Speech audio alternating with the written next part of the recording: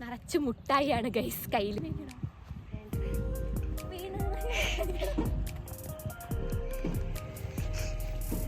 നല്ലൊരു സാറ്റർഡേ കിട്ടിയപ്പോൾ എന്തേലും ചെയ്യണ്ടേന്ന് വിചാരിച്ചിട്ടൊന്ന് പുറത്തിറങ്ങിയതാന്നൊക്കെ പറയണമെന്നുണ്ട്. പക്ഷേ സംഭവം എന്താണെന്ന് വെച്ചാൽ ബ്രേക്ക്ഫാസ്റ്റ് കിട്ടിയില്ല, ക്യാൻറ്റീൻ തുറന്നില്ല, നല്ല വിശപ്പ്.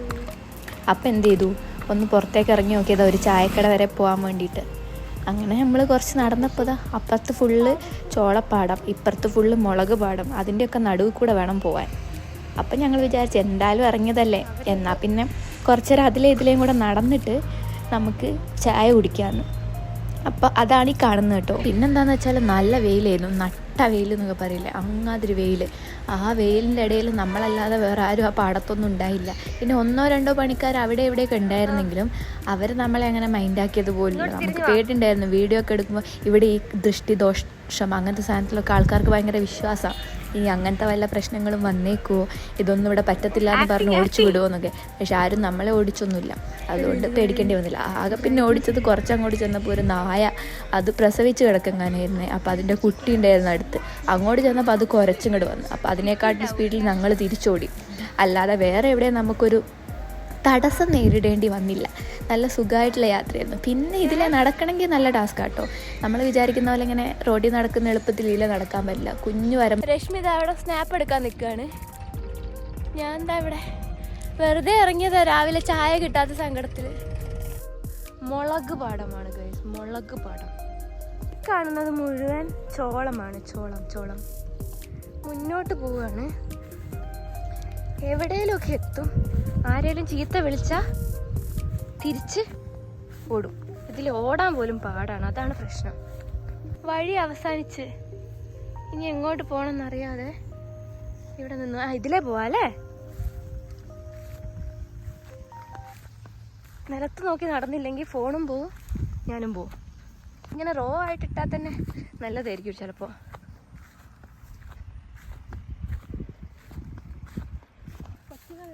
ആണോ, അതായിരിക്കും അല്ലേ.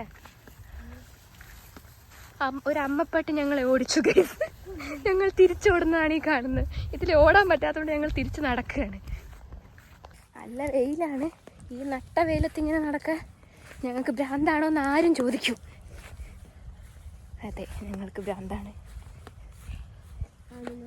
അല്ല, ഇപ്പം എല്ലാവരും പറയും, അതിന് മുന്നേ ഞാൻ തന്നെ പറഞ്ഞതാ. അയ്യോ.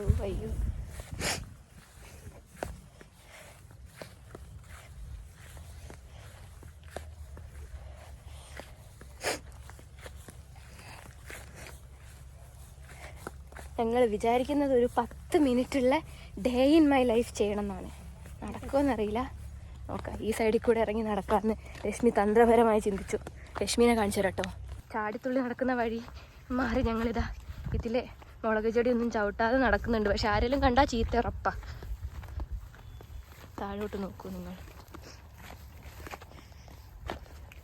ഉള്ളത് കൊണ്ട് ചിലപ്പോൾ അത് മതിയാവും.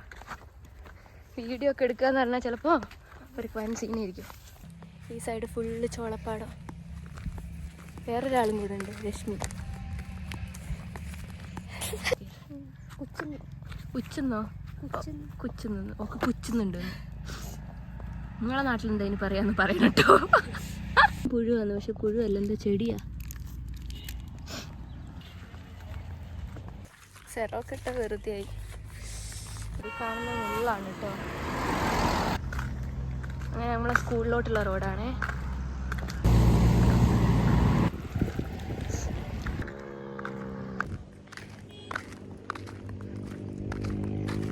തിരിച്ചു വരുന്നുണ്ട്. അതേ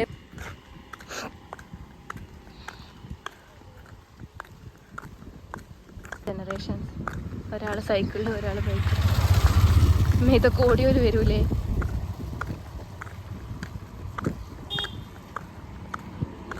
അയാൾ നോക്കി പേടിപ്പിക്കുന്നുണ്ട്.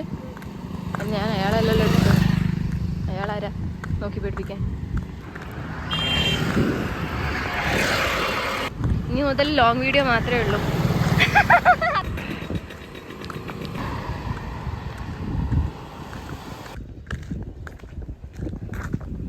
ഇതാണ് ഞങ്ങൾ ഇടയ്ക്കിടയ്ക്ക് ക്യാൻറ്റീനും ബ്രേക്ക്ഫാസ്റ്റൊന്നും ഇല്ലാത്തപ്പോൾ ചായ കുടിക്കാൻ വരുന്ന സ്ഥലം. എന്നിട്ട് വിചാരിക്കും ഏത് നേരം അവൾ ഈ ഫോണും കൊണ്ട് ഇങ്ങനെ വീഡിയോ എടുത്ത് നടക്കും, ഒരു പണിയില്ലാന്ന്. ആ സാധനം കണ്ടപ്പോൾ രശ്മിക്ക് ഇഷ്ടമായി. രശ്മി എന്തെടുക്കാൻ പോവാണ് പേര്. സ്റ്റോറിക്ക് എടുക്കണോ? എന്നാൽ ഒന്നുകൂടെ ചെയ്യണേ ഇതേ സാധനം. എനിക്ക് വേണ്ട, വരയ്ക്കണ്ട. നോക്കട്ടെ നോക്കട്ടെ എന്ന് പറഞ്ഞാൽ എൻ്റെ പുറകെ വരുന്നുണ്ടെങ്കിലും ഞാൻ ആ വീഡിയോ ഒക്കെ ഇതുവരെ കാണിച്ചു കൊടുത്തില്ല ഗൈസ്. സ്കൂൾ എത്തിയിരിക്കുകയാണ്.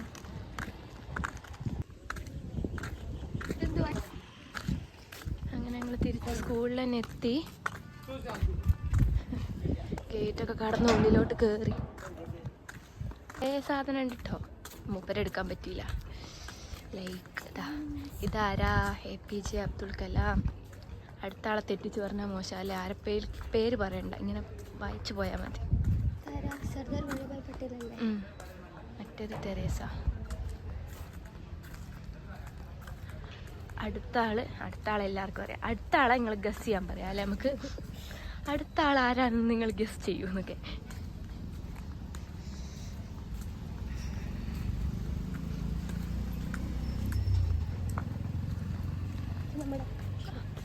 ആൾക്കാരൊക്കെ അവർ ഗസ് ചെയ്യും.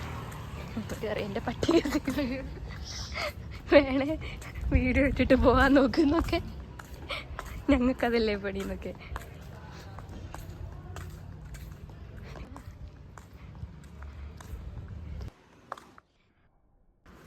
ഇനി ഞങ്ങൾ ഹോസ്റ്റൽ കാണിച്ചു തരാവേ.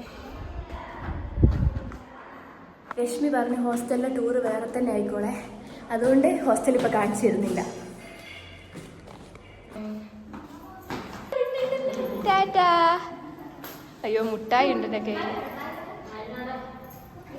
ഇത് വെച്ച് അവസാനിപ്പിക്കാം.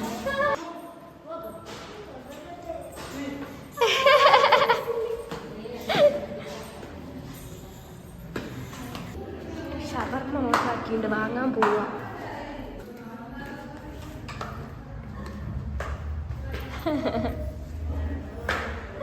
മോശമാണോ?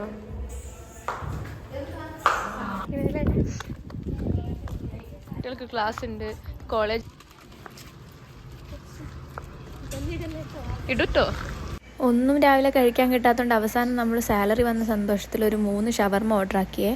എന്നിട്ട് ഒരെണ്ണം ആ മോൾക്കും കൊടുത്ത്. പിന്നെ ഞാനൊരു മസ്കി വരെ പോകേണ്ട ഒരു ആവശ്യമുണ്ടെന്നും പറഞ്ഞിട്ട് ഓട്ടോ വിളിച്ച് നേരെ മസ്കിക്കുള്ള യാത്രയിലാണ്.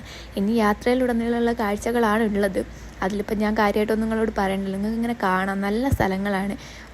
നമ്മുടെ കേരളത്തിലില്ലാത്തൊരു വൈബാണ് ഇവിടുത്തെ ബസ് പോകുന്ന വഴിക്കുമൊക്കെ.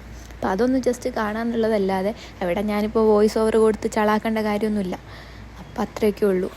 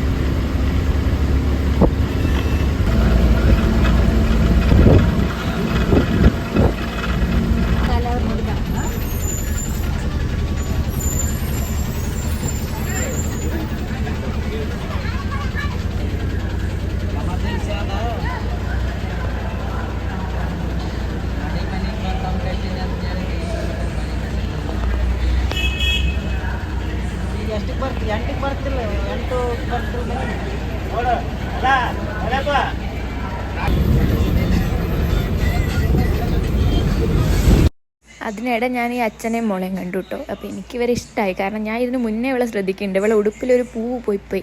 എന്നിട്ട് അവൾ ആ പൂവ് എങ്ങനെയും ആ ഉടുപ്പിൽ തന്നെ വെക്കാൻ പറ്റുമെന്ന് നോക്കി കുറേ നേരമായി അവിടെ നിൽക്കുന്നുണ്ടായിരുന്നു.